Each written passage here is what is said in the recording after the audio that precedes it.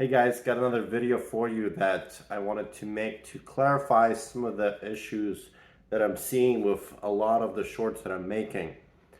This idea that God is somehow different than the God we see in Jesus.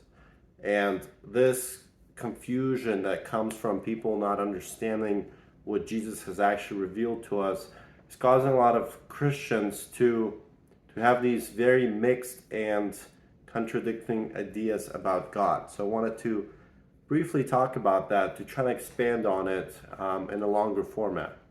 Before I do that, just wanted to thank everybody who has subscribed to this channel. Appreciate all of the comments, even if you disagree with me. I really like the engagement. I think it's good for us, for those who are seeking God and our faith, to have these dialogues, even if we might disagree.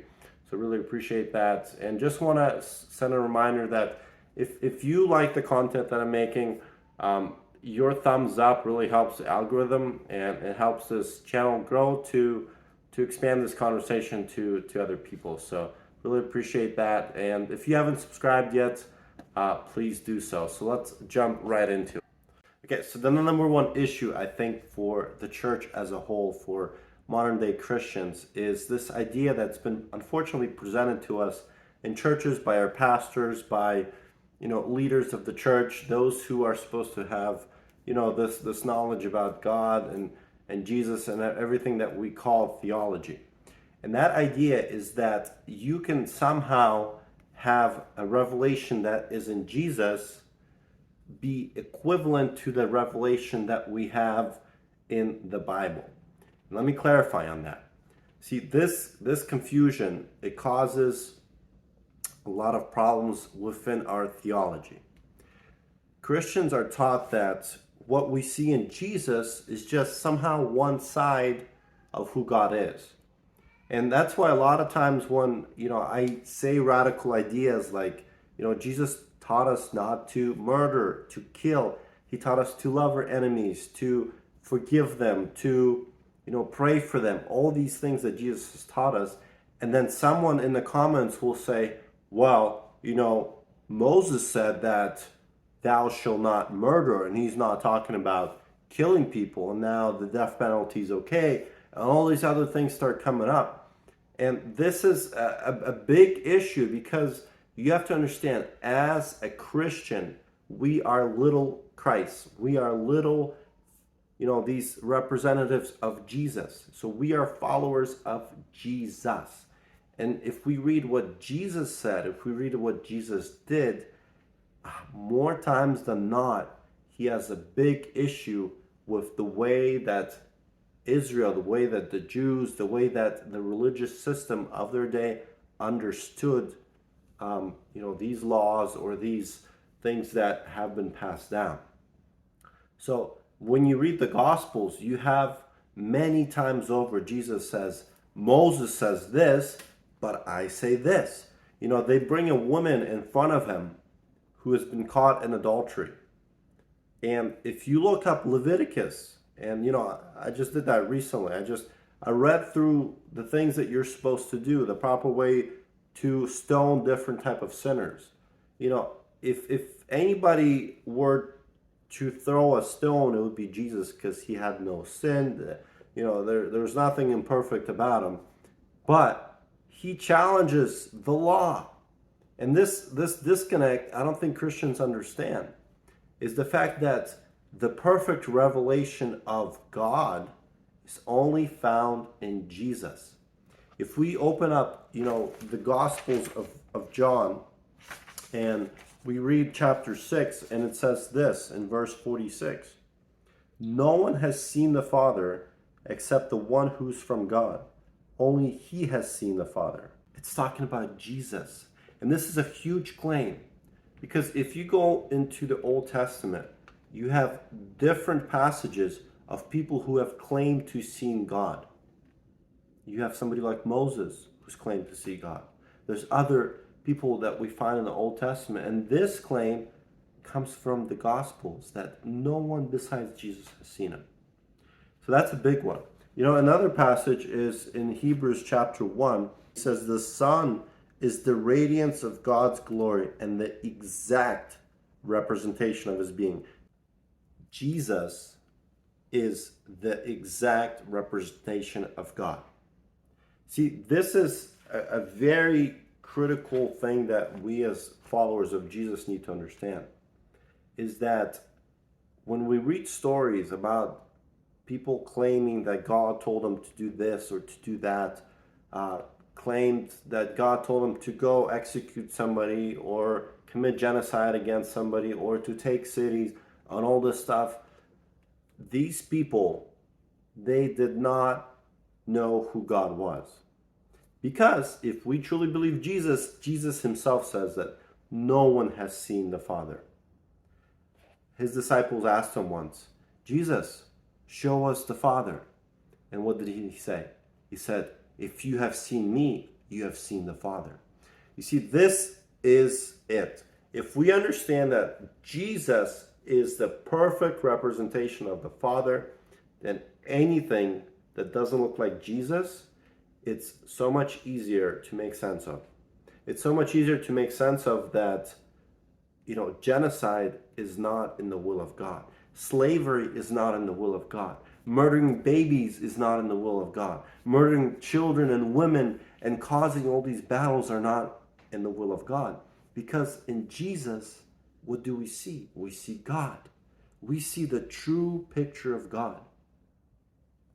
We see God who goes to heal, to feed, to restore, to bring people from the dead, and to lay down his life. In Jesus, we see not a God of this control and manipulation and anger and anxiety and this jealousy. Oftentimes in the Old Testament, we find passages like, God is a jealous God. No, God is love. God wants us to love him back. You see, if God is this, this jealous, impatient person who's just going to force everybody into his way, love cannot be present there. You see, just like in a relationship, in a marriage, when somebody proposes to somebody to enter this marriage, it's an open invitation. If you were to kidnap somebody and force them to sign this marriage certificate, there's no love there. You have control, but you don't have love. And just like in a marriage, it's always within love that the marriage continues to hold together. You know that there's always opportunity to leave. And if somebody holds somebody hostage in a house, it's control, it's not love. So perfect love casts out all fear. Perfect love does not require control. And Jesus' death on the cross shows that God gives up control. God lets creation crucify his son to show that he loves them so much that he's willing to give away his only begotten son. Another concept here is when we go to the Gospel of John and we open up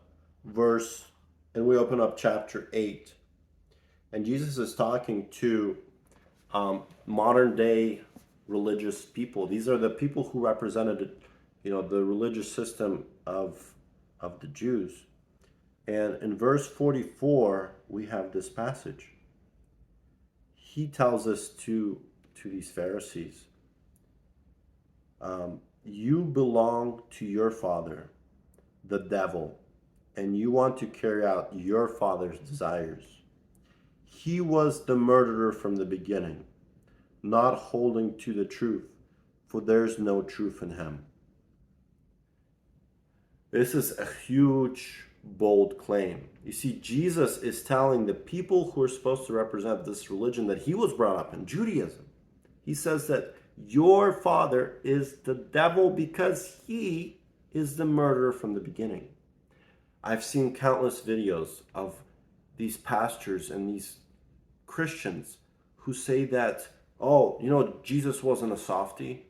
You think that Jesus wouldn't kill anybody? Like, that all is Antichrist. All of that is saying that God is like us. It's saying that God is a murderer. But we don't see that in Jesus. Jesus lays down his life.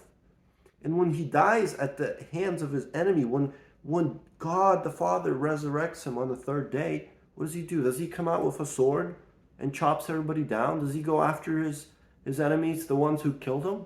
No. He says, peace I bring you. Jesus is the Prince of Peace. Jesus is the perfect revelation of God.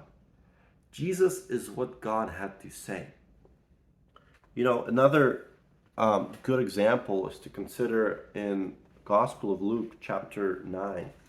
You have the story of disciples who are walking with Jesus town to town. And there was a town of people who did not believe in Jesus. And they said, well, let's just do it like in the Old Testament. Let's ask for the fire to come down. We'll just burn them all up. And what do we see Jesus say to them? You are of another spirit. How can Jesus say that? Because in the Old Testament, we see that this same exact event happened, and it was God ordained. But here Jesus says, you are of another spirit. You are not of the Spirit of God. That is the spirit of the devil, just like he told the Pharisees. And this pattern continues on and on when we study who Jesus is in the Gospels. And I just wanted to lay all this out. And I think the biggest thing to grasp is, and I might have mentioned this before, is when you get on the Mount of Transfiguration, when you have this event with his closest disciples who are sharing this supernatural event, and where they have Moses, and then they have Elijah, they have the law and the prophets, and then they have Jesus, and they're like, this is awesome.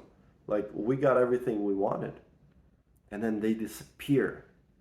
Moses and Elijah, they disappear, and God speaks from heaven, and he said, this is my beloved son. You listen to him. And I think I'm so grateful that this story is recorded in the Gospels, because this story is the perfect theology of who Jesus is. All those things disappear when we have Jesus. As one pastor put it, when you have night, and during the night you have the moon and you have the stars, and let's say you're trying to make your way across a field or through a mountain or through the woods, you barely have enough light. You're going to be falling, you're going to be tripping, you're going to be hurting yourself. It's going to be very tough to navigate. But when morning comes, when the sun rises, everything becomes visible. And this is a good illustration of what Jesus does. Jesus is that sun that rises. And the moon and the stars is like the law and the prophets. They did their best, but still it wasn't perfect. There were so many issues with all of that. But we as Christians, we think that we can keep it all together, just like disciples did on the Mount of Transfiguration. They thought that they could hold Jesus, law, and prophets all together in one package. And God said, no, you listen to him. He is my beloved son. I hope this clarifies it. Obviously, there's so many questions that you might have, and please put them in the comments below. I hope this video helps us kind of tickle our mind a little bit and try to expand this idea of a non-violent God. That God can only be seen as the God we see in Jesus. Blessings to you all. God bless.